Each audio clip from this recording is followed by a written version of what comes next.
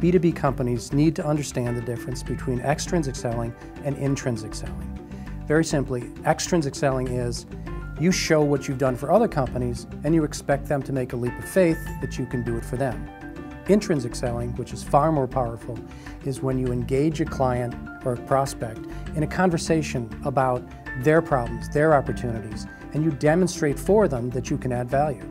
There's no leap of faith required. B2B firms never know when their target audiences are going to have an interest in engaging them. So they need to accomplish two goals. First, they need to do things that will drive top-of-mind awareness that puts them on the short list of candidates that gets called in for consideration for an assignment or for a relationship. And then secondly, they need to be positioned as a safe choice. There's career risk involved in any decision-making regarding selection of an outside advisor or an outside firm. If you're not positioned as a safe choice, there's no point in being on the short list. Most corporate websites have a section for press releases and media pickup, and typically that content just sits there like hunting trophies. But the sad truth is that it rarely gets noticed by target audiences, and it does nothing to drive lead generation in a meaningful way. Effective media placement's based primarily on three factors. First and foremost, you need to know how reporters think. You need to understand their world, their pressures, their deadlines, what topics they're likely to have interest in. Secondly, you need to package the content and present it to them in a way that they're likely to use it.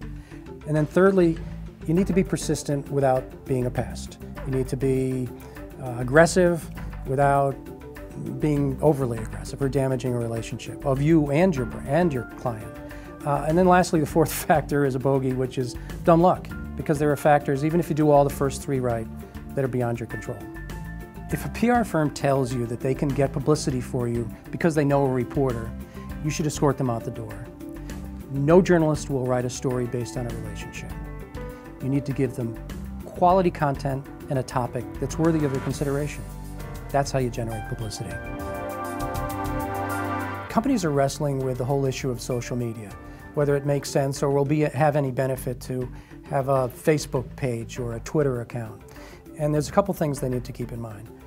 First of all, your website is your mothership of your brand.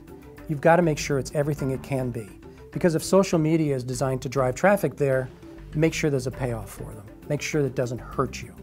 Secondly, ensure that the social media tactic that you use is appropriate for what you're trying to do. For example, if you're trying to influence CFOs of major companies, I'm doubtful that they're sitting around tweeting all day.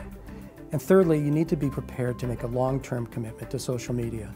For example, if you have a blog, you've got to invest in the editorial resources to produce high-quality content on a consistent basis. If your last blog post is 6 months old, what does that say about your brand? And lastly, you can't look at social media as isolated tactics. It's got to be part of an integrated communication strategy, or don't do it at all.